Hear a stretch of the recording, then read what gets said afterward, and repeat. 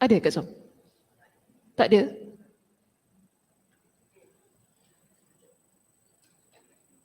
Apa nama jamnya tu?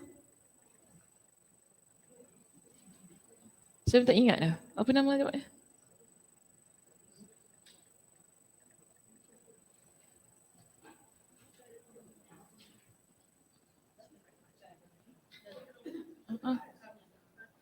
Dah belum? Dah ke belum? Sudah. Mana linknya? Tak datang pun. Mana link dia tak datang?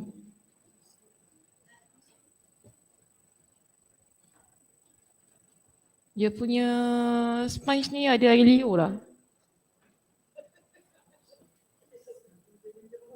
Tu lah. Geli pula. Nampak dia punya bekas.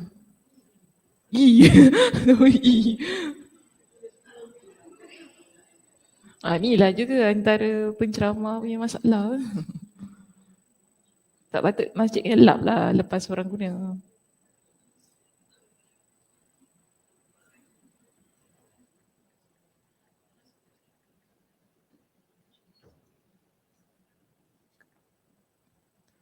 Kenapa keluar?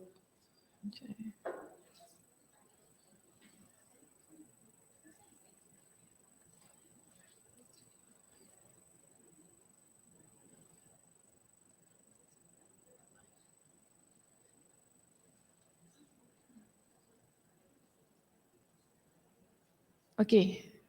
طيب بسم الله الرحمن الرحيم إن الحمد لله نحمده ونستعينه ونستغفره ونعوذ بالله من شرور أنفسنا ومن سيئات أعمالنا من يهده الله فلا مضل له ومن يضلله فلا هادي له وأشهد أن لا إله إلا الله وحده لا شريك له وأشهد أن محمدا عبده ورسوله أما بعد رب اشرح لي صدري ويسر لي أمري واحلل عقدة من لساني يفقه قولي ربي زدني علما وارزقني فهما اللهم إنا نسألك علما نافعا ورزقا طيبا وعملا متقبلا السلام عليكم ورحمة الله وبركاته. Apa khabar? Sihat semua hari ni? Alhamdulillah. Tak ramai orang kali ni gimana? Dah start cuti raya ke? Cat rumah?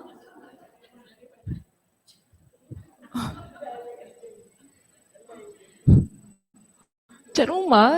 Ni berapa bulan dah cat rumah ni? Oh takut nanti Ramadan penat ya?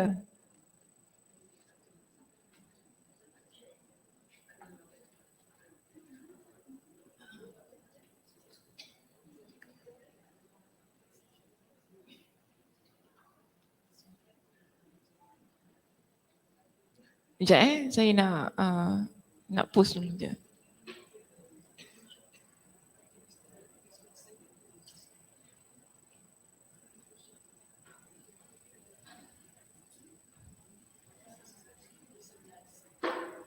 Okey. Macam mana? Bulan puasa nak kuliah ke tak nak?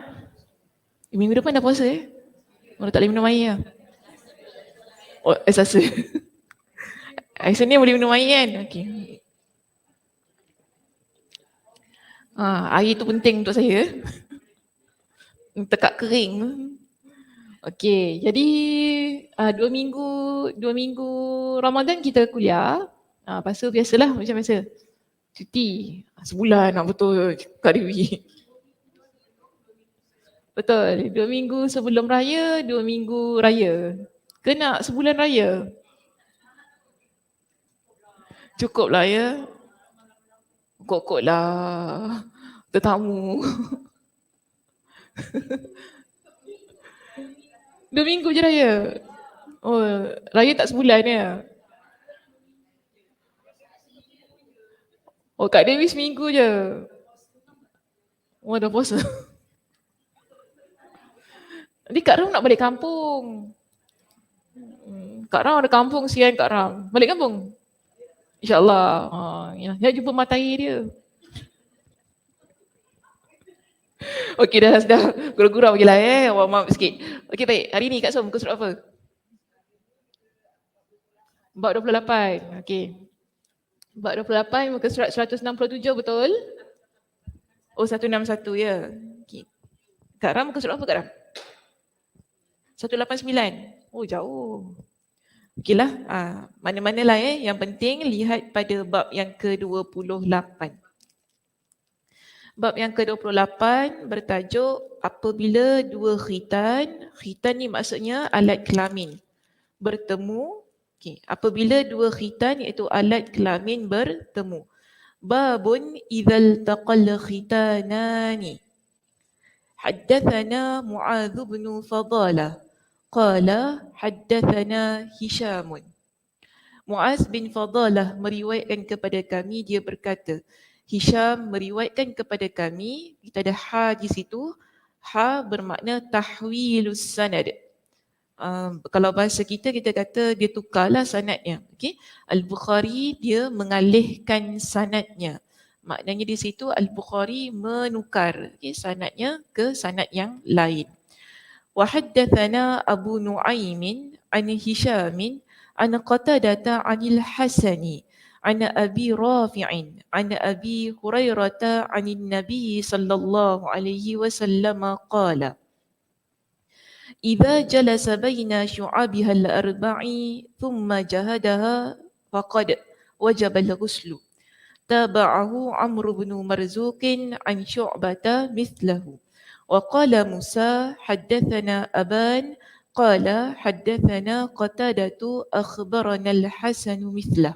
Maksudnya, dan Abu Nu'aim meriwayatkan kepada kami dari Hisham, dari Qatadah, dari Al-Hasan, dari Abu Rafi', dari Abu Hurairah, dari Nabi SAW, baginda bersabda, apabila seseorang telah duduk di antara keempat anggota tubuh isterinya, kemudian dia memuaskannya, maka sudah wajib mandi. Hadis ini diriwayatkan secara mutaba'ah oleh Amr bin Marzuq dari Syu'bah dengan lafaz yang semakna. Musa berkata, Aban meriwayatkan kepada kami, dia berkata, Qatadah meriwayatkan kepada kami, dia berkata, Al-Hasan mengkhabarkan kepada kami dengan lafaz yang semakna. Okey. Baik, seterusnya kita lihat kepada syarah judul bab di sini. Perkataan bab idzal taqal khitanan. Bab apabila dua khitan bertemu. Yang dimaksud dari dua khitan di sini adalah khitan lelaki dan khitan perempuan. Jadi senang kata kemaluan lelaki dan kemaluan wanita. Dimaksudkan pada dua khitan. Makna al-khatnu, derivasi dari kata al-khitan adalah memotong kulit hujung kemaluan lelaki. Ini kita panggil macam sunat lah kalau bahasa kita kan. Jadi kalau lelaki tu dia sunat, kita potong kulit hujung kemaluannya. Mana dia kata apabila terhadap perempuan disebut al-khifad ataupun al-khafdu. Artinya memotong kulit yang terdapat di bahagian atas vagina, iaitu klitoris. Okay. So dalam bahasa Arab,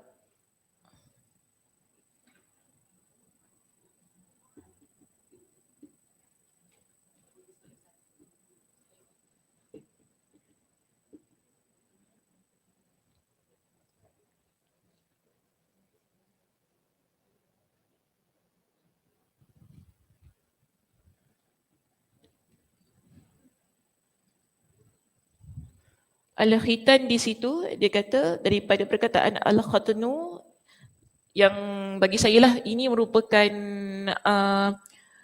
satu words ataupun perkataan yang ditujukan khas untuk orang lelaki lah bila nak melakukan khitan tu. Ini untuk lelaki. Tapi kalau untuk perempuan biasanya dipanggil sebagai al-khifat.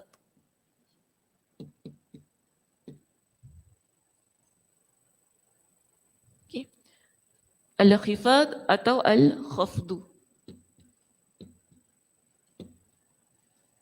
Ini untuk perempuan.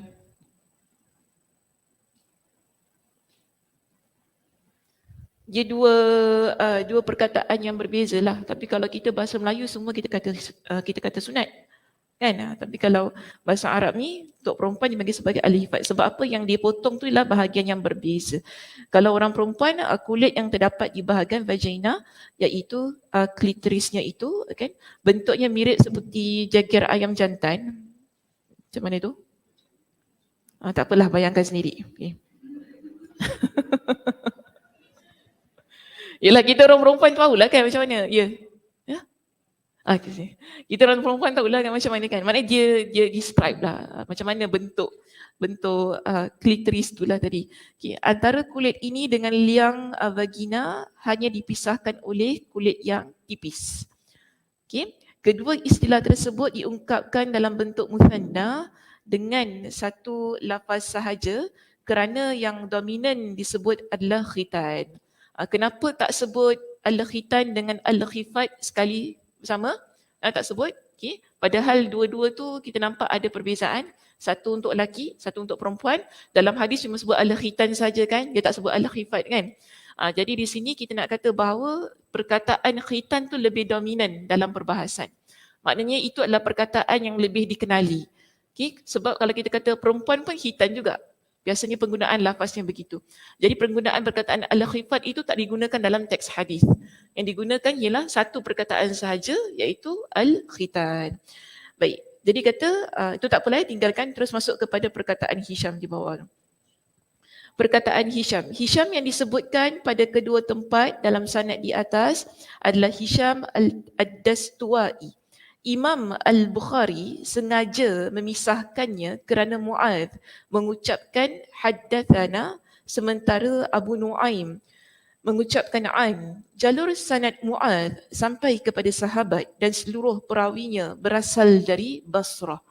Terus masuk kepada syarah hadis. Perkataan idza jalasa, apabila seseorang telah duduk, kata ganti yang tersembunyi yang menjadi objek pada kata jalasa dan kata jahada ditujukan kepada lelaki iaitu suami. Hadisnya bunyi macam ini kan? Idza jalasa baina syu'abiha.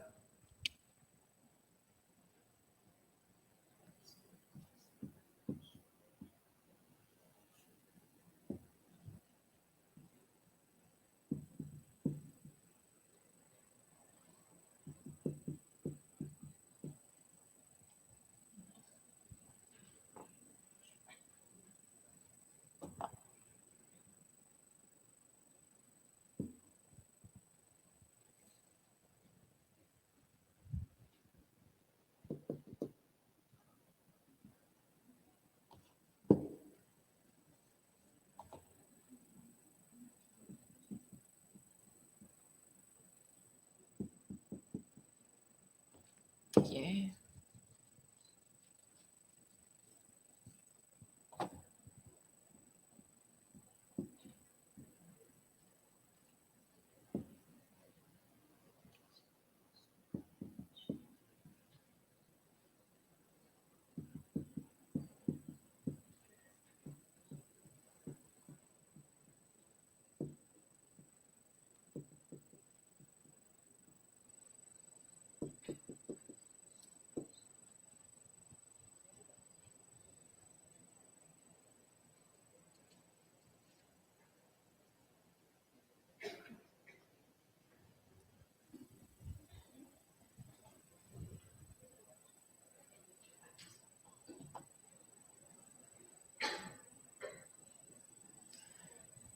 Okay, jadi dia kata dalam hadis kat situ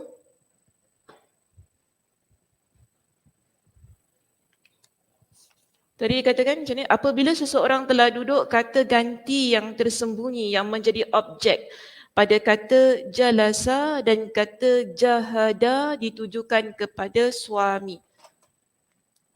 Yang ini kita ada perkataan jalasa, kita ada perkataan jahada di sini. So ini dua, kita balik pada suami. Manakala di situ ada kata ganti nama kan? Dan kata ganti yang ditampakkan dhamir baris pada kata syu'abiha dan jahadiha ditujukan kepada wanita iaitu isteri. Ha ini balik pada isteri. Okey? Sebab kalau kita baca hadis ni kan dia tak sebut mana satu isteri, mana satu suami. Dia cuma sebut jika seseorang berada di antara 4 anggota tubuh badannya kemudian memuaskannya. So nya balik pada siapa? Yang duduk tu siapa? Yang memuaskan tu siapa? Tak jelas dalam hadis tersebut. Maka dalam teks ini Imam Ibn Hajar kata apa? Jalasa, jahada balik pada suami. Makna suami yang duduk, suami yang puaskan dalam teks hadis ini. Kemudian nya tu balik pada isterinya. Tidak kira pada perkataan syu'abiha ataupun pada jahadaha. Ha tu balik pada isteri yang diduduk isteri yang dia duduk tu lah, ataupun yang dia puaskan tu tadi. Okey, so nampak di sini dia kata dhamir mustatir tersebut sengaja tidak dinampakkan kerana sudah dimaklumi. Jadi maknanya sengajalah tak disebutkan secara jelas sebab kita dah tahulah kan apa yang nak dimaksudkan pada hadis itu tadi. Akan tetapi dalam riwayat Ibnul Munzir dari jalur lain dari Abu Hurairah radhiyallahu anhu, dhamir yang tersembunyi tersebut dinyatakan secara jelas. Jadi bila kita rujuk dalam riwayat yang lain, contohnya riwayat Ibnul Munzir di sini, dia guna perkataan ar-rajul dengan imra'ah. Nampaknya di situ ada suami dan ada isteri. Jadi kata idza ghasyiyar rajulum ra'atahu. Apabila seorang lelaki menyetubuhi isterinya, lalu dia duduk faqa'ada baina syu'abiha. Lalu dia duduk antara 4 anggotanya. Kalau baca hadis ini kita nampak ada perkataan ataupun lafaz ar-rajul. Ar-rajul tu balik pada suami kan. Kemudian ada imra'atahu, ada isterinya. Ini balik pada perkataan wanita tu isterinya lah. Kalau kita baca hadis yang dalam kitab kita bab ini memang tak ada sebut rajul ataupun imra'ah. So maknanya kita tu macam nak faham-faham sendirilah seolah-olahnya kan. Tapi actually bila kita baca pada hadis yang lain, kita dapati bahawa hadis itu menunjukkan dengan jelas siapa yang duduk, siapa yang memuaskan dan siapa yang diduduk. Diduduk bolehlah tu. Siapa yang diduduk? Ialah perkataan tu okey. Tak apalah Baik, seterusnya di sini kita ada lafaz syu'ab. Syu'ab yang mana? Yang ni Syu'abiha. Syu'abiha al-arba'. Lafaz syu'abun adalah bentuk kata jamak dari kata syu'batun, iaitu potongan dari suatu benda. Dia macam ni tau. Dikatakan badan kita ini keseluruhan. Tapi kalau parts kita panggil syu'ab. Okay, parts of our body ni kan, tangan, ni semua panggil syu'ab. Kita tak panggil keseluruhannya. So sebab tu dia kata potongan dari sesuatu benda. Ada yang mengatakan bahawa yang dimaksudkan di sini adalah kedua tangan dan kedua kaki isteri. Jadi kita ada 6 pendapat tentang perkataan syu'abiha di sini. Sekarang Nabi kata kan, kalau iza jalasa, kalau suami duduk antara 4 anggota badan isteri tu, 4 anggota tu apa? So kita tak faham sebab dalam hadis ni tak sebut secara jelas 4 anggota tu apa anggota yang mana. Maka di sini Imam Ibn Hajar Al-Asqalani didatangkan kepada kita dengan 6 pendapat untuk kita tahu apakah 4 anggota tersebut. So syu'abiha saya naik ke atas ni Pertama dia kata kedua apa tadi? Kedua kaki dan kedua paha.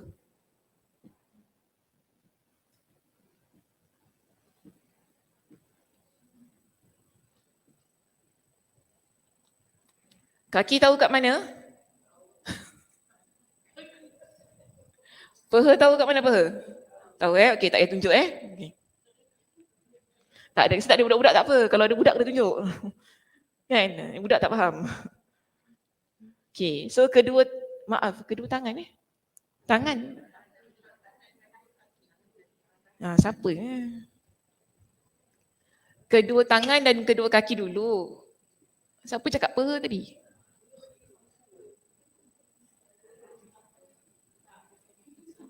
Hai.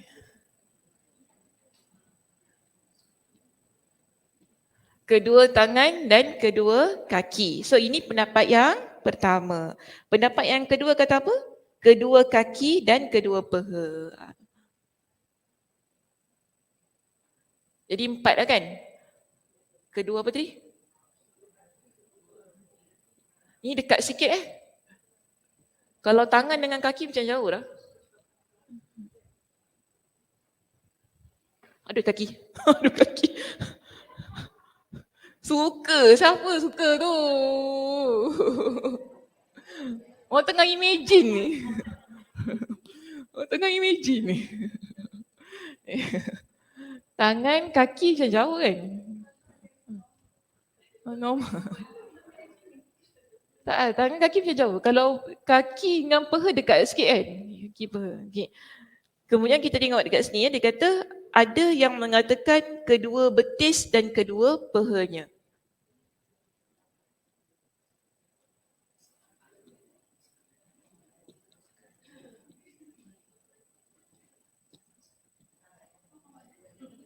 Nombor 4,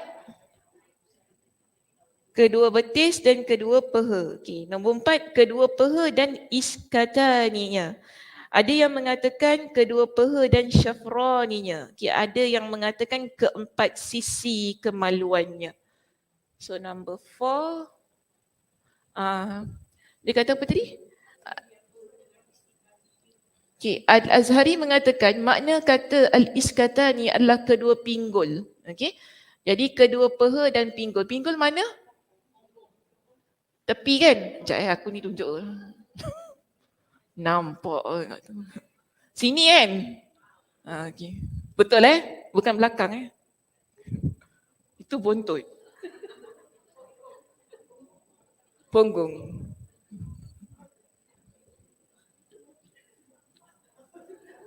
Apa suka sangat? Cuba tunjuk seorang. Mana yang betul? Tepi kan? Yang tepi kan? Okay.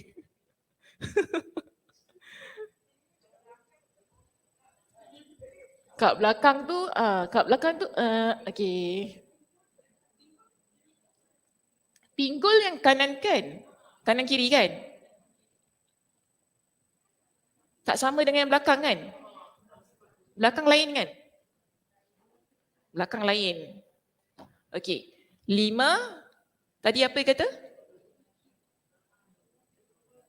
Peha dan apa?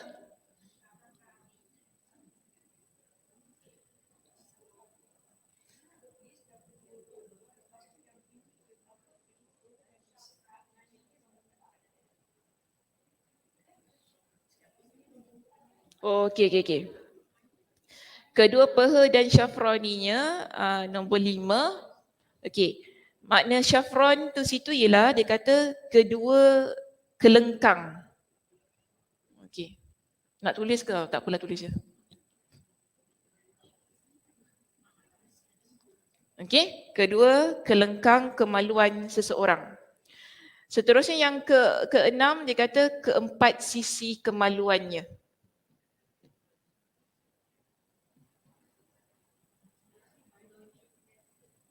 Biology lessons.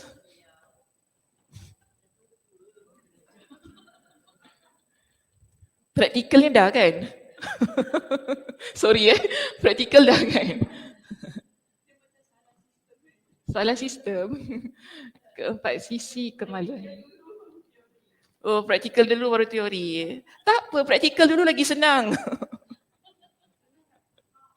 Senang nak faham. Betul lah, semua senang nak faham kat sini. Kalau ajar budak teenagers, mati aku. Sorry. Betul lah kan, nak terangkan tu leceh sikit. Lagi budak-budak lagi suka. Ataupun semua belum kahwin kat sini, leceh dah kan. Nak terangkan.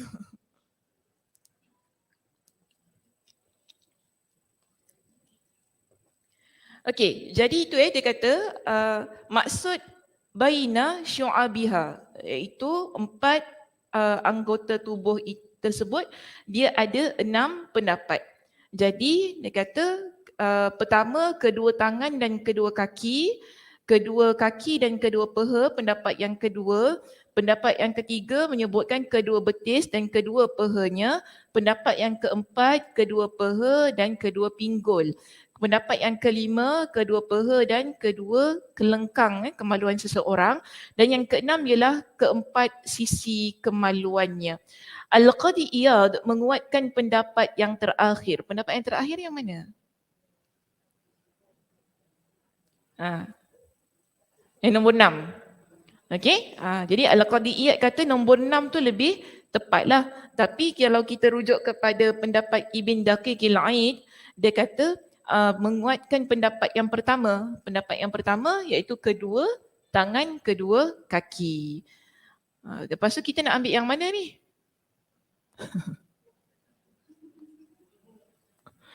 Semua. Semua. Rasa-rasa mana yang ni?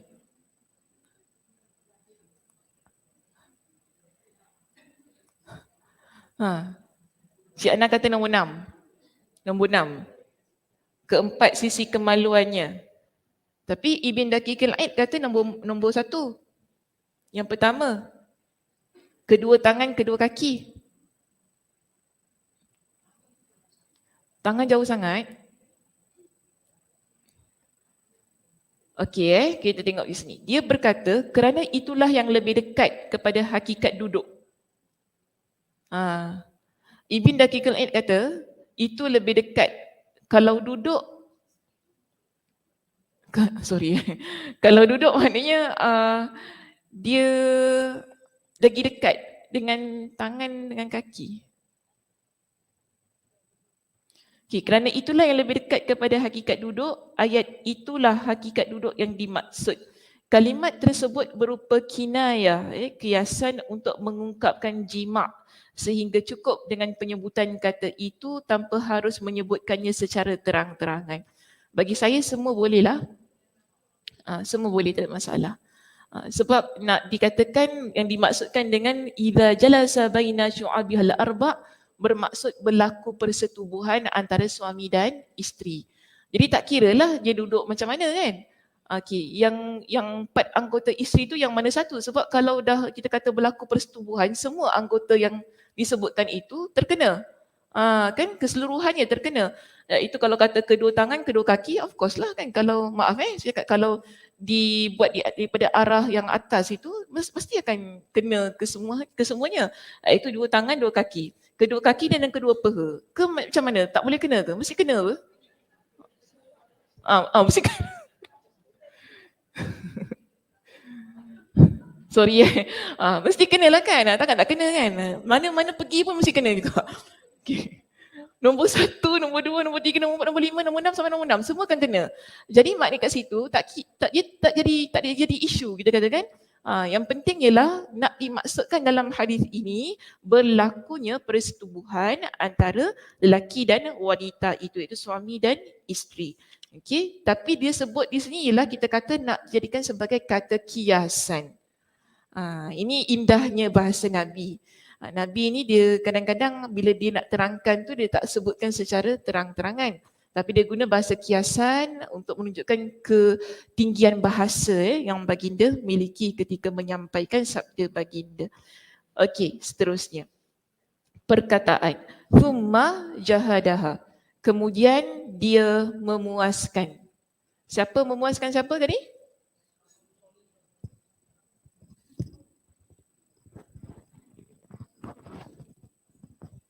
Isteri boleh memuaskan suami.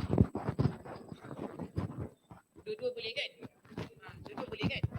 Sekejap Saya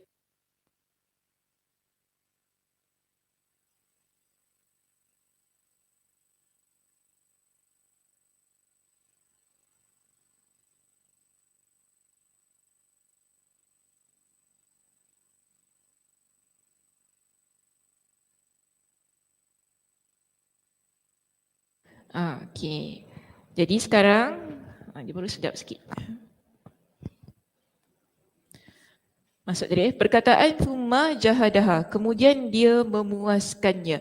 Lafaz jahadaha dibaca dengan memfathahkan huruf jim dan ha. Okey, jahadaha. Dilafazkan, jika dilafazkan jahada atau ajhada, maka artinya balaghal masyaqqah, iaitu sampai kepada puncak kesulitan, kesukaran. Fahamnya gitu. Ada yang mengatakan maknanya adalah maknanya ialah berusaha keras melalui gerak yang dilakukan seseorang atau dia mencapai puncak usaha saat berhubungan seksual dengan isterinya. Jadi kalau kita nak cerita tentang suami isteri yang melakukan persetubuhan ini, dia mesti ada gerakan yang kita kata agak laju di situ untuk menunjukkan adanya usaha yang keras. Sebab tu penggunaan perkataan jahada di sini ditekankan untuk menunjukkan adanya satu tahap yang sangat tinggilah dalam perhubungan seksual itu tadi antara seorang suami dan isteri. Ini senang kita panggil, kalau bahasa kita sekarang kita panggil climax lah. Okey, sampai kepada puncak climax tu. So di situ disebutkan. Apa aku mengajar ni?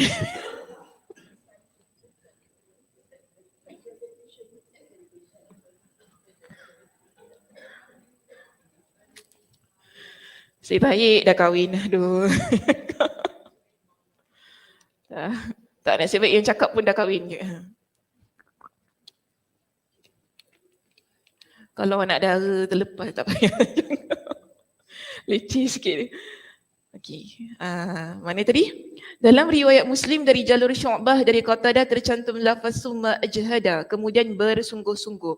So kita nak kata di sini perkataan jahada tu tadi digunakan untuk menunjukkan ada kesungguhan lah bagi mencapai climax tu. Sebab kalau kita tak sampai climax tu kan, mani dia susah nak keluar. That's why climax tu perlu supaya adanya pengeluaran mani itu dalam faraj isteri. Jadi di sini dia kata Abu Daud meriwayatkannya dari jalur Syu'bah dari Hisham sekaligus juga dari Qatadah dengan lafaz wa alzaqal khitana bil khitani, lalu melekatkan melekatkan khitan lelaki dengan khitan perempuan. Lafaz ini sebagai ganti perkataan summa jahadaha, kemudian memuaskannya. Jadi kalau tadi kita rujuk dalam riwayat Abu Daud, tak guna perkataan izal taqal. Okay? Izal taqal tadi yang ada dalam bab kita kan, dia tak guna perkataan itu, iaitu bertemu dua khitan. Tetapi kalau dalam riwayat Abu Daud, dia guna melekat dua khitan. Penggunaan lafaz yang berbeza. Jadi dia kata bila melekat dua khitan itu, barulah berlakunya jahadaha. Seorang suami itu akan memuaskan isterinya. Ini menunjukkan bahawa kata jahadaha merupakan kinayah untuk mengungkapkan perihal usaha memasukkan kemaluan lelaki ke dalam faraj wanita. So inilah keadaan-keadaan yang dia sebutkan tu tadi. Al-Baihaqi meriwayatkan dari jalur Ibn Abi Arubah dari Qatadah secara ringkas dengan lafaz izal taqal khitanani faqad wajabal ghuslu. Jika dua khitan bertemu maka telah wajib mandi. Lafaz ini sesuai dengan judul bab.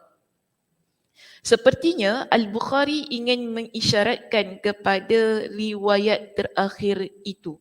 Sebagaimana kebiasaannya, beliau yang membuat judul bab dengan salah satu lafaz dari riwayat hadis yang dicantumkannya.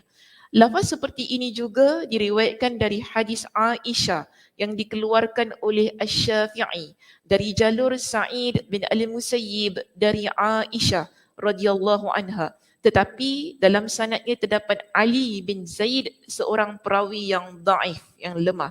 Ibn Majah meriwayatkannya dari jalur Al-Qasim bin Muhammad dari Aisyah dan para perawinya thiqah.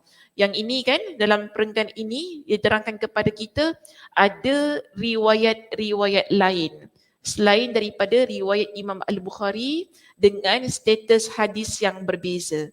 Sebab tu tadi dia kata yang ini riwayatnya daif kan, sebab ada apa? Ali bin Zaid. Kemudian dalam riwayat Ibn Majah dia kata perawinya thiqah, maknanya di situ hadisnya sahih.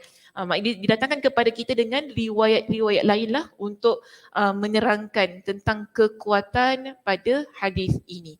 Diriwayatkan juga oleh Muslim. Jadi ada juga Imam Muslim yang riwayatkan dari jalur Abu Musa Al-Ash'ari dari Aisyah radhiyallahu anha dengan lafaz wa massal khitanul khitan, dan khitan lelaki telah menyentuh khitan perempuan. So kita ada 3 kan kat situ perkataan tentang khitan tu. Satu, iltaqa.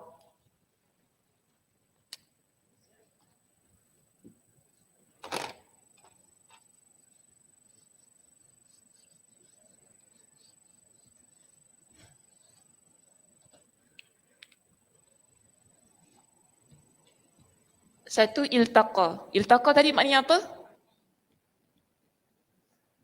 2, alzaqa.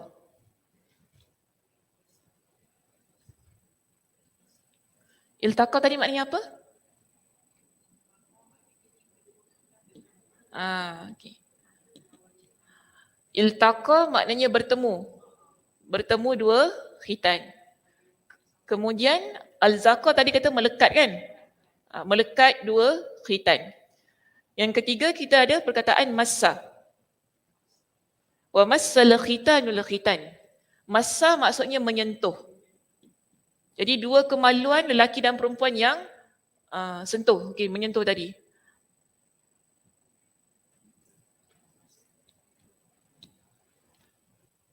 Maknanya ada 3 lafaz yang digunakan untuk menggambarkan bagaimana keadaan khitan itu.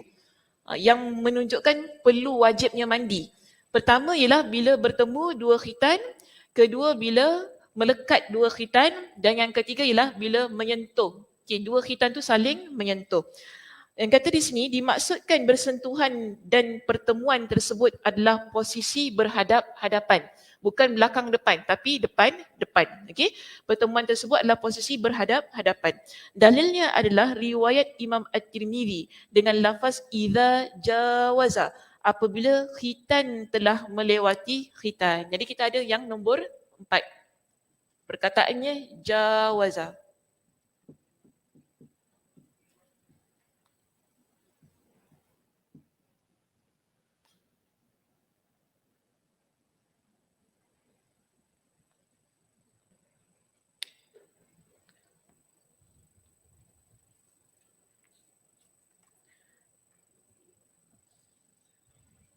Maka dia kata yang dimaksud dengan persentuhan itu bukan dalam pengertian yang sebenar.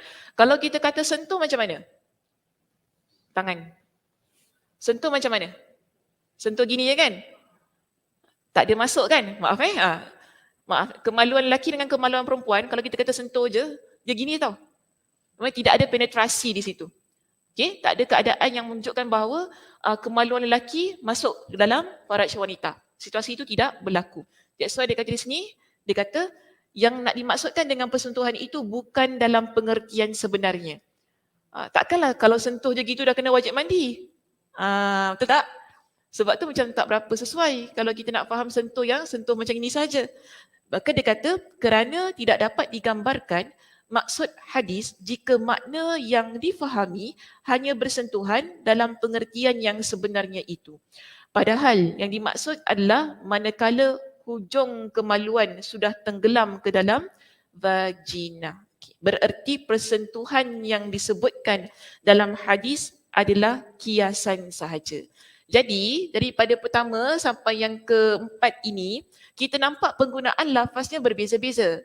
Okey, ada kata tadi bertemu, kemudian melekat, kemudian menyentuh, tadi apa? Melewati kan. Kita nak faham semua ni ialah yang dia nak kata daripada keempat-empat lafaz ni ialah berlakunya penetrasi sebenarnya.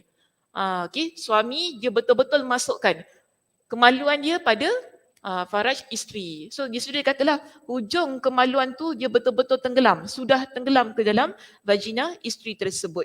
Jadi oleh sebab itu jika terjadi persentuhan sebelum ilaj tu tadilah maksudnya hujung kemaluan ke dalam vagina, maka berdasarkan ijma' ulama' hukumnya tidak wajib mandi.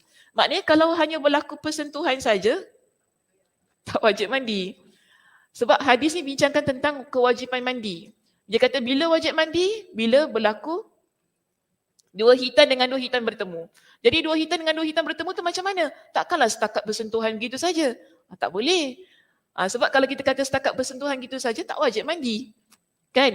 So di sini dia kata, Imam An-Nawawi, dia kata gini, makna hadis ini adalah kewajipan mandi tidak bergantung kepada keluar atau tidaknya air mani. Jadi bila Imam An-Nawawi, dia baca hadis ini tadi, yang mengatakan, iaitu tadi dia kata, Idza jalasa baina syu'abihal arba'i thumma jahadaha faqad wajabal ghuslu. Jika seorang suami dia duduk antara 4 anggota isterinya kemudian memuaskannya, maka wajib mandi. Imam An-Nawawi bila dia syarahkan hadis ini, dia kata makna hadis ini adalah kewajipan mandi tidak bergantung kepada keluar atau tidaknya air mani. Dia kata gitu. Okey, dia keluarkan statement yang begitu. Tetapi statement beliau disanggah. Kenapa disanggah? Dia kata kerana pasal mungkin saja yang dimaksudkan lafaz jahadaha. Sebab dalam hadis ini kita ada lafaz jahadaha. Jahadaha ni maksudnya ialah, tadi saya katakan dia dah climax. Aku cakap pun sungguh-sungguh. Okay. Climax kan. Dia dah climax. Bila climax maksudnya keluar air mani, betul tak? So bila Imam An-Nawawi kata ia tak bergantung kepada keluar atau tidaknya air mani, dalil penggunaannya tak tepat kalau nak ditujukan pada hadis ini. Memang kita kata kalau sama ada keluar air mani ataupun tidak memang wajib mandi. Ingat ya, kita kalau bersama dengan suami kita, kemudian dia masukkan kemaluan dia pada faraj kita kan, tapi tak keluar air mani, tiba-tiba dia keluarkan, wajib mandi.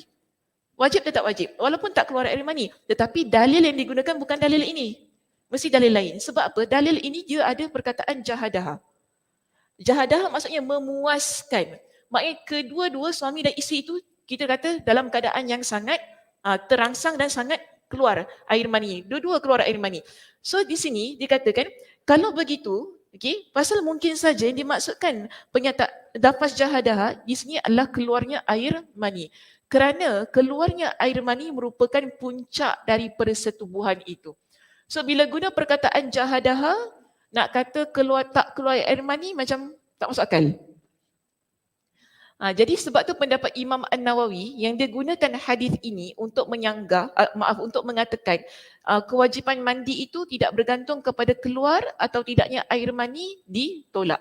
Dengan demikian, dia kata, dengan demikian perkataan Imam An-Nawawi ini tidak memiliki dalil yang kuat. Tetapi dalilnya ada. Cuma dalil yang lain, bukan dalil yang ini. Maka dia kata jawapannya kewajipan mandi itu memang betul tidak bergantung pada keluar atau tidaknya air mani sebagaimana disebutkan dalam sebahagian jalur-jalur hadis tersebut. Maknanya hadis-hadis yang lain, bukan hadis yang ini. Maka dari itu hilanglah kemungkinan yang disebutkan di atas. Contohnya dalil apa?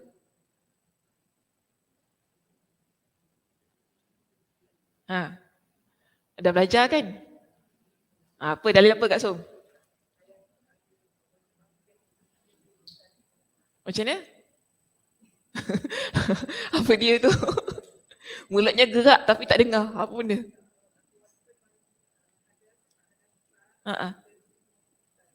Okey. Hadis yang mana? Hadis yang ini ke? Bukan kan? Hadis yang mana Cik Ah? Cik Ya pun tengah cari. Mana hadisnya? Mana hadisnya Cik Ya? Hadis mana satu Cik Ya? Hadis mana satu Cik Ya? Okay, tak apalah, nanti bincang. Yang bawah tu, baca bawah tu. Dalam riwayat Muslim dari jalur Matar Al-Warraq dari Al-Hasan, iaitu pada bahagian akhir hadis disebutkan wa in lam yunzil, walaupun tidak keluar air mani. Okay, maknanya dalam riwayat Imam Muslim ada sebuah hadis, bila disebutkan hadis ini, dia kata di akhir hadis tersebut ada perkataan wa in lam yunzil. Maksudnya walaupun tidak keluar air mani, maka wajib untuk orang itu mandi. Lafaz seperti ini juga disebutkan dalam hadis Qatadah yang diriwayatkan oleh Ibn Abi Khaythama dalam kitab tarikhnya. Dari Affan, dia berkata, Hammam dan Aban berkata, Qatadah meriwayatkan kepada kami seperti itu. Dan pada bahagian akhirnya, dia menambah, anzala aw lam yunzil. Sama ada situasi persetubuhan itu berlaku dalam keadaan yang keluar air mani ataupun tidak, tetap wajib mandi. Demikian pula yang diriwayatkan oleh Ad-Daruqutni yang disahihkan oleh beliau dari jalur Ali bin Sahal dari Affan. Begitupun yang disebutkan oleh Abu Dawud At-Tayalisi dari Hamad bin Salamah dari Qatadah. Okey, habis sampai situ saja. Yang belakang tu tak payah baca. Ada soalan sebelum masuk pada hadis yang lain? Yang belakang ni dia cerita pasal sanad panjang-panjang lah, saya malas. Tak apalah, yang tentang sanad ni tak apa. Tinggalkan saja. Sebab kalau nak belajar tentang sanad ni dia mesti ada basic yang kuat lah. So, kalau saya baca ni nanti susah nak faham sikit. Macam mana? Ada soalan yang lain sebelum saya pindah pada bab berikutnya?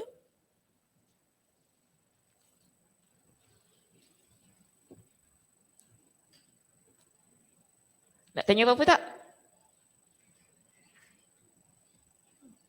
Cik Ya senyum je Cik Ya. Senyum. Kak Ram senyum tapi dia tunduk. Kak Ram pun senyum. Senyum ke ketawa tu Kak Ram? Malu Kak Ram? Tak apa, saya faham. Saya pun malu juga. Okeylah, tak apa.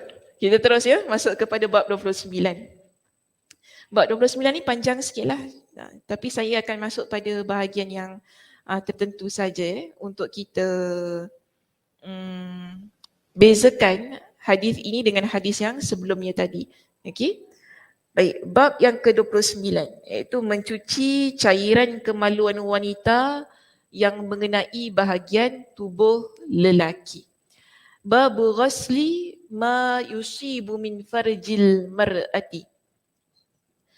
Qala al-Imam al-Bukhari rahimahullah, haddathana Abu Ma'mar qala haddathana Abdul Warithi 'anil Husaini qala Yahya wa akhbarani Abu Salamata anna Ata' ibn Yasarin akhbarahu anna Zaid ibn Khalid al-Juhaniyya akhbarahu annahu sa'ala Utsman ibn Affan faqala Ara'aita idza jama'a ar-rajulu imra'atahu falam yumni?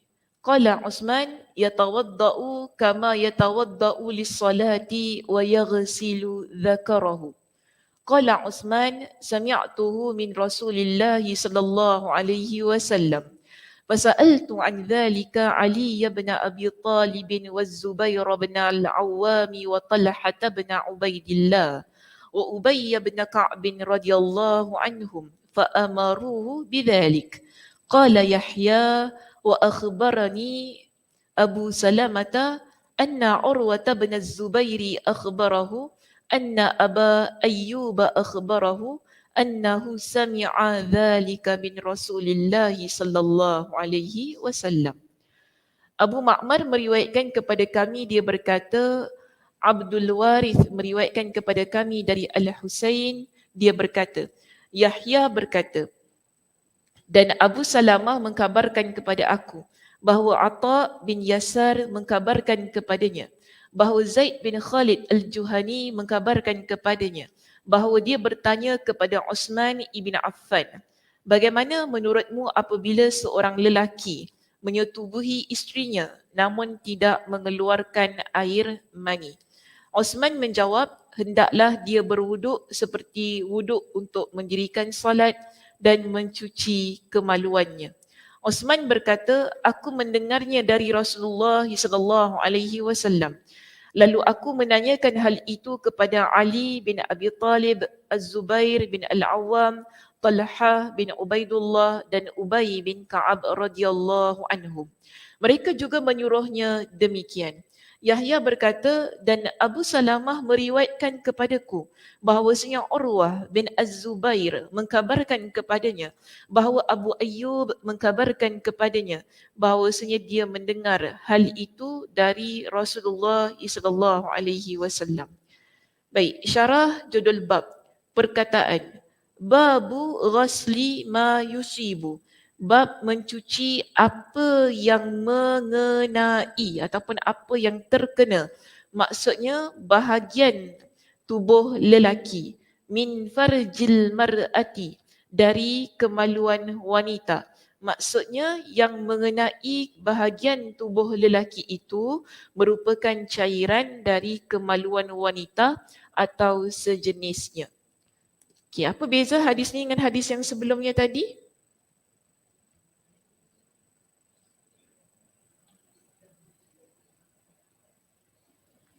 Ada beza tak?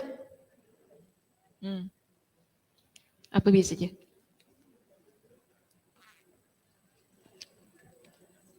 Apa bezanya? Okey, Kak Som. Kak Som nak cakap dengan Cik Ia nampaknya.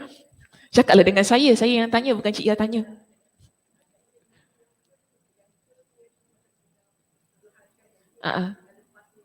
Oh, yang first tu sedang berlaku persetubuhan. Yang ini selepas berlaku persetubuhan. Oh, menarik pendapat ni. Menarik pendapat ni. Okay, ya, dia Cik Zai. Tak marah, suka. Apa dia? Oh, tukar bahasa. Oh, selamat Hari Raya.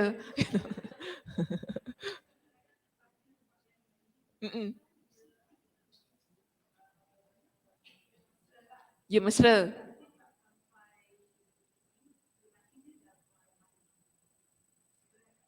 Lelakinya dah keluar air mani, perempuan belum.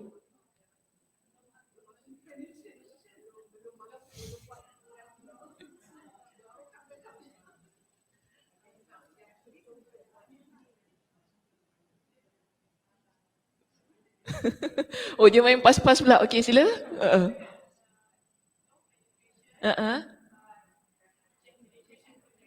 Oh.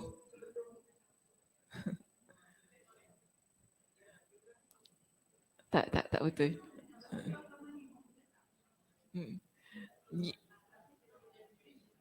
Dia dah keluarkan air mani. Dia belum keluarkan air mani tapi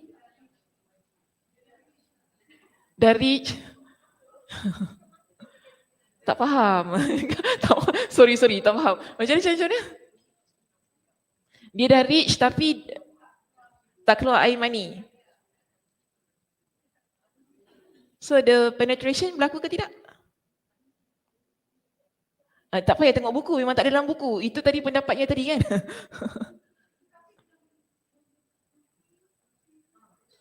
Dia dah menyetubuhi isterinya.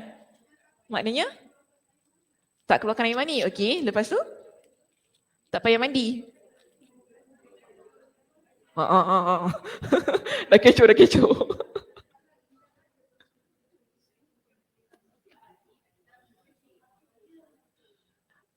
Okey, sekejap kita settlekan Cik Zai dulu kat belakang. Cik Zai tadi cakap apa?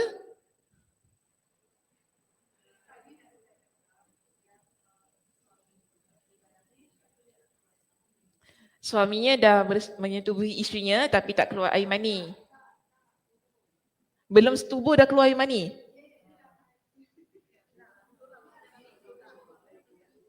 Asal pula belum setubuh? Iza jama'ah. Jama'ah tu maknanya sesuatu yang dah lepas. Dah berlaku. Maknanya sudah berlaku persetubuhan itu. Cuma dia kata, falam yumni. Dia tak keluar air mani. Okey, jadi apa Osman jawab? Cuci kemaluan, berwuduk, sebagaimana untuk solat. Itu je kan? Dia suruh mandi ke tak? Apa beza hadis dengan hadis yang tadi? Yang tadi wajib mandi, yang ini kata tak wajib mandi. Itu saya nak dengar. Itu je saya nak dengar. Okey, hadis yang tadi, yang bab 28 kata wajib mandi. Bila masuk bab 29 kata apa? Tak wajib mandi. Okey, so mana satu yang betul? Wajib mandi ke tak wajib mandi? Ni nak buat apa hadis ni? Oh, dia belum jelaskan lagi.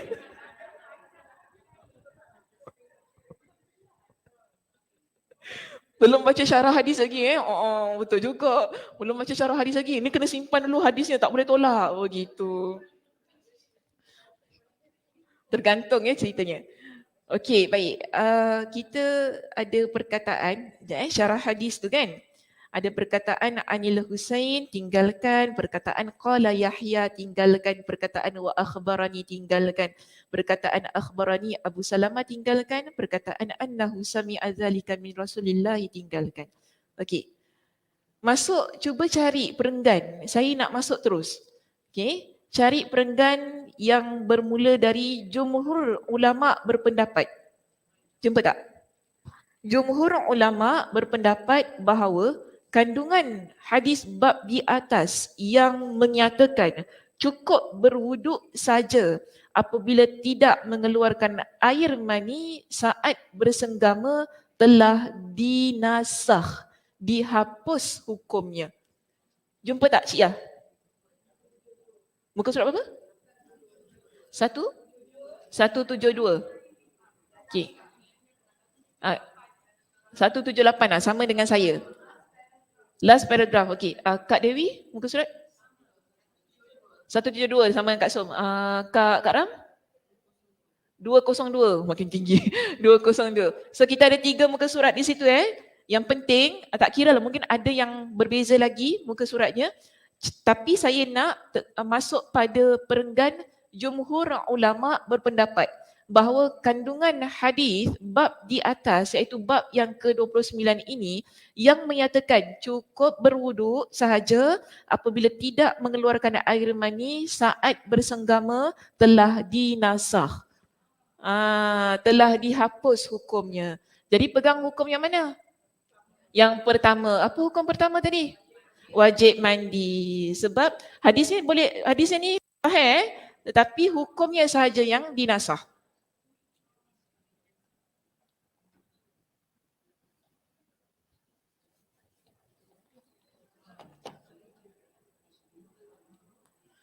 Jadi kita simpulkan macam ni. Apa lagi tu? Apa dia? Terus masuk page ni. Oh, betul lah tadi kata Kak Dewi belum baca syarah lagi, tak tahu apa-apa lagi. Tak tahu apa lagi kan. So sekarang ini penting hadis mesti baca syarah. Hadis kalau tak baca syarah, kita akan terus ambil tadi hukum je. Bukan Osman kata tak perlu mandi ke? Cuma apa tadi kata? Cuci kemaluan, ambil wuduk kan? Bahkan mereka kata apa? Mereka dengar daripada Nabi. Bermakna hukumnya jelas tu. Tapi kita ada satu lagi hadis yang tadi baru kita baca kan. Nabi suruh kita mandi. So mana satu yang betul? Dua-dua ke, nak buat dua-dua ke macam mana? Jadi di sini di kalangan para ulama kata apa? Hadis bab yang ke-29 ini hukumnya dinasakh. Tapi hadisnya sahih. Okey? So satu kita kata bila berlaku persetubuhan sama ada keluar air mani ataupun tidak, jadi hukumnya wajib mandi. Okey?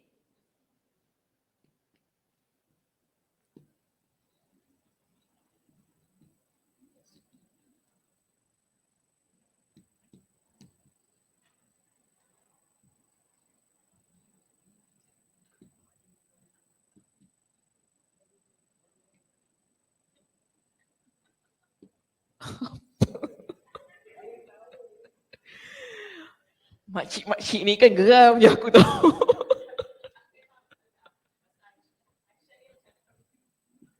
Ada je tau belakang tabir bisik-bisik saya dengar.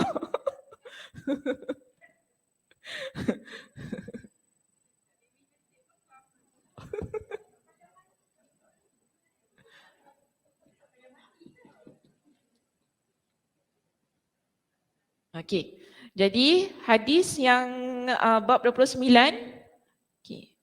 Hadis bab 29 hukum nasakh. Nasakh maksudnya apa? Dihapuskan.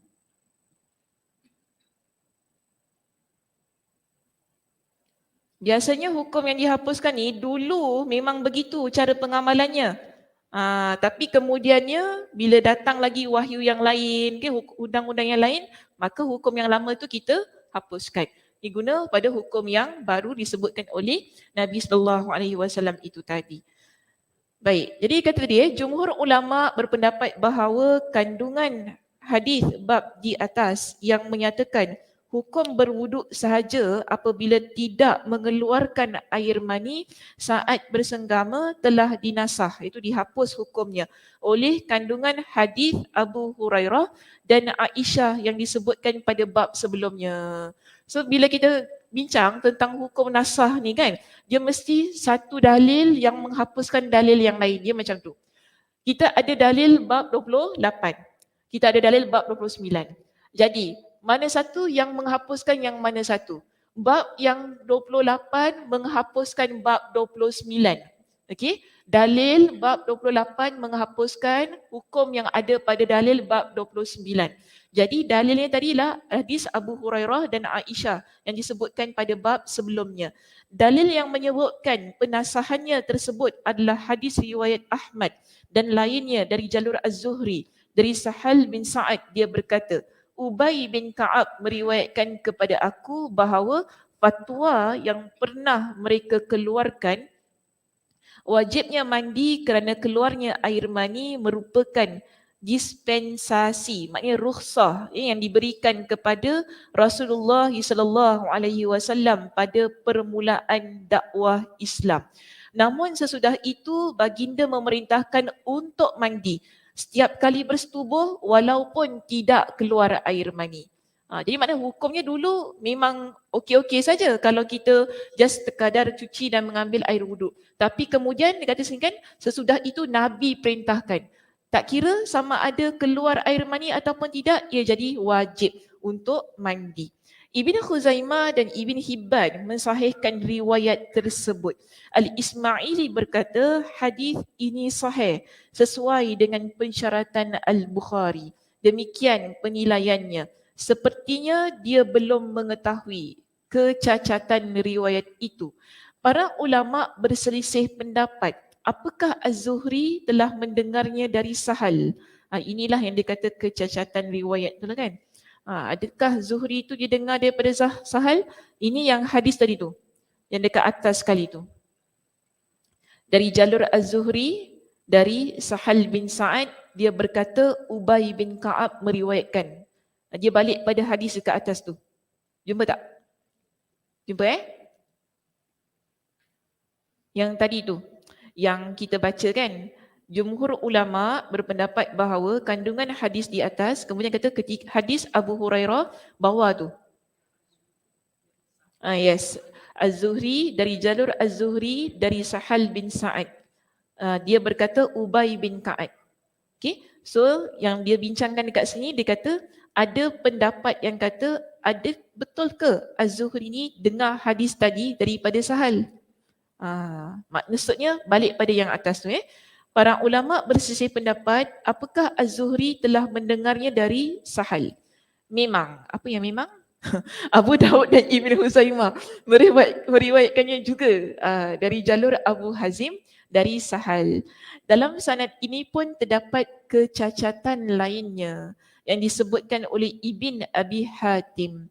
Secara keseluruhan, sanad ini layak untuk dijadikan hujah. Dia kata walaupun yang tadi kan hadis, dia hadis actually maksudnya yang ini tau. Kalau bahasa Arab kita kata hadisnya al-ma' minal ma'.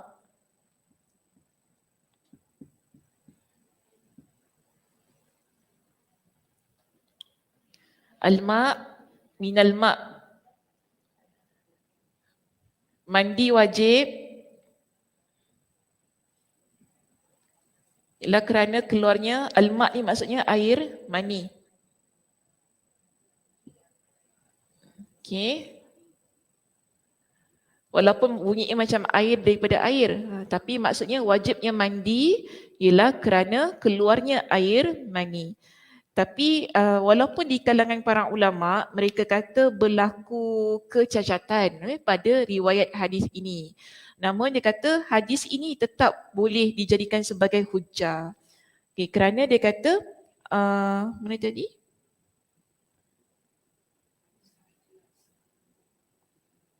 Secara keseluruhannya, sanad ini layak untuk dijadikan hujah kerana sangat jelas menunjukkan penghapusan hukum tersebut. Hukum untuk hadis yang kita baru baca tadilah, yang kata cuma cuci kemaluan dan juga mengambil wuduk sahaja. Jadi al-ma' minal ma', hadis ini menghapuskan hadis tadi juga. Di samping hadis Abu Hurairah dengan Aisyah dalam bab yang ke-28 yang baru kita bincangkan tadi. Dia kata namun perlu dicatat, hadis yang memerintahkan mandi walaupun tidak mengeluarkan air mani lebih kuat daripada hadis yang menyebutkan kewajipan mandi kerana keluarnya air mani. Kerana hadis yang menunjukkan wajibnya mandi diambil secara mantuk iaitu tekstual, sedangkan yang menunjukkan tidak wajibnya mandi diambil secara mafhum, kontekstual dan atau dengan mantuk juga. Akan tetapi makna hadis yang menunjukkan wajibnya mandi lebih jelas. Okey. So kita peganglah kepada hadis yang menunjukkan wajibnya mandi sebab daripada tekstualnya, kefahamannya lebih jelas di situ. Ibn Abi Shaybah dan ulama lainnya meriwayatkan dari Ibn Abbas bahawa dia memaknai pengertian hadis al-ma' minal ma', wajibnya mandi kerana keluarnya air mani. Sebagai gambaran khusus iaitu persetubuhan yang terjadi dalam mimpi. Jadi ada pula yang kata yang hadis al-ma' minal ma' tu bukan sebab kita wajib mandi bila berlaku persetubuhan, tapi kerana kita mimpi. Sebab tu kita wajib mandi. Maknanya hal itu kata persetubuhan yang terjadi dalam mimpi. So ini pendapat-pendapat sajalah ya di kalangan para ulama yang cuba mentakwilkan hadis itu. So dia kata ini adalah takwil yang bertujuan mengkompromikan makna kedua-dua hadis tersebut bagi mencegah kontradiksi yang berlaku. Okay, sikit lagi boleh? Dah ngantuk belum? Belum. Pening ke tak? Boleh sikit lagi kita habiskan ni. Perenggan ni dulu. Kita ada satu catatan penting di sini. Dari sisi ilmu balaghah, sabda Nabi SAW, al-ma' minal ma'. Okay, hadis yang baru saya tulis tu al-ma' minal ma', yang hadis tu, hujung tu. Termasuk jinas tam. Maksud lafaz al-ma' yang pertama. Okay, ya ada dua al-ma' kan kat situ kan? Jadi mana satu yang merujuk kepada yang mana satu? Sekarang kita lihat kepada al-ma' yang pertama. Maksud lafaz al-ma' iaitu air yang pertama adalah air mandi. Sedangkan maksud lafaz al-ma' yang kedua adalah air mani. Okey? Jadi al-ma' air mandi iaitu kewajipan mandi dan air yang kedua maksudnya ialah air mani yang keluar. Imam Asy-Syafi'i menerangkan bahawa dalam bahasa Arab kata junub menurut pengertian sebenarnya boleh juga digunakan untuk mengungkapkan jima' walaupun tidak keluar air mani. Jadi kalau kita bahasa Arab ni, dia guna perkataan junub, junub tu dia masuk kepada jima' pada semua konteks. Tak kira sama ada keluar air mani ataupun tidak keluar air mani. Jadi ini pendapat Imam Asy-Syafi'i. Apabila disebutkan perkataan fulanun ajnaba min fulanin. Okay, fulanun ajnaba min fulanatin. Fulan mengalami junub kerana seorang fulana. Maka dapat difahami bahawa dia telah bersetubuh dengan wanita itu walaupun tidak mengeluarkan air mani. Beliau rahimahullah, beliau ni balik kepada Imam Asy-Syafi'i, beliau rahimahullah juga mengatakan tidak diperselisihkan lagi bahawasanya zina yang diancam sanksi iaitu yang adanya hukum hudud adalah jima' walaupun tidak keluar air mani di dalamnya. Okey, selesai pendapat Imam Asy-Syafi'i di atas, masuk pada pendapat Imam Ibn Al-Arabi. Imam Ibn Al-Arabi berkata melalui perbandingan keluarnya air mani kerana masuknya kemaluan ke dalam faraj sehingga mewajibkan seorang mandi adalah sama seperti keluarnya air kencing kerana memegang kemaluan yang mewajibkan seseorang berwuduk. Kedua bentuk tersebut selaras baik dari sisi menjadikannya sebagai dalil maupun sebagai alasan hukumnya. Wallahu a'lam. Okey, ada apa soalan?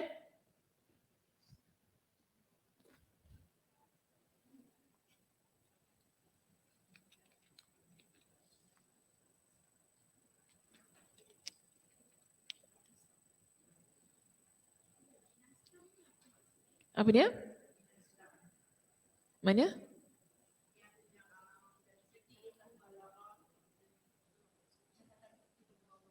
Oh, maknanya jenis perkataan yang kita kata dia tam tu tepat, tepat. So macam kalau kita baca al-ma' tu air, al-ma' pun air. So dua-dua tu tepat. Jadi dia tak ada pengkhususan dekat situ. Itu maksudnya jenis ungkapan kata yang tepat ataupun tidak ada pengkhususan. Okey. Tapi kalau ada pengkhususan pasti dia jelaskan. Yang pertama tu airnya apa? Yang kedua airnya apa? Begitu. Sekarang bila baca al-ma' minal ma', kalau kita terjemahkan air daripada air. Apa benda air daripada air? Tak faham kan? Al-ma' minal ma'. Jadi itu dimaksudkan dengan jenis tam. Jenis yang menunjukkan perkataan itu dia komplit, dia tak ada apa-apa pengkhususan. Tapi sekarang ia memerlukan kepada penerangan daripada para ulama yang dimaksudkan air yang pertama tu tadi ialah air mandi. Air yang kedua maksudnya ialah air mani. So kita kena ni lah, jangan terbalik. Kalau terbalik apa jadi? Kalau terbalik tumpah. Okey, bagus. Bolehlah. Macam mana? Ada soalan? Kalau tak ada kita boleh pulang. Dah bolehlah balik. Kakak semua kata, bolehlah balik. Dah pening dah aku kan, mandi tak mandi dia. Actually simple je, penerangannya simple saja. Okay, cuma dia hadis tu dia tadi macam agak complicated. Tapi hukumnya mudah. Bila dah baca tu kan, kita simpulkan hukumnya mudah saja. Bila berlaku persetubuhan, okay, antara suami dan isteri, sama ada keluar air mani ataupun tidak, wajib mandi. Itu saja. Kemudian tentang hukum tadilah, pada bab yang ke-29 hukumnya dinasahkan. Telah dihapuskan. Apa dia Kak Som? Oh, yang nombor 1 sampai 6 tu macam problem. Pusing-pusing. Actually dia nak cakap pasal persetubuhan sahajalah. Sebab nanti orang akan tanya kan, 4 anggota tu apa pula? Pasti ada orang tanya pasal benda-benda gini kan, dia nak lebih detail. Sebab tu di kalangan para ulama mereka usahalah untuk memberikan pendetailan supaya kita lebih faham. Mungkin ada orang yang tak faham 4 tu apa benda. Kan? Yelah kalau kita yang dah kahwin tu faham lah kan 4 anggota tu benda apa. Tapi ada juga saya baca di kalangan para ulama kata pipi.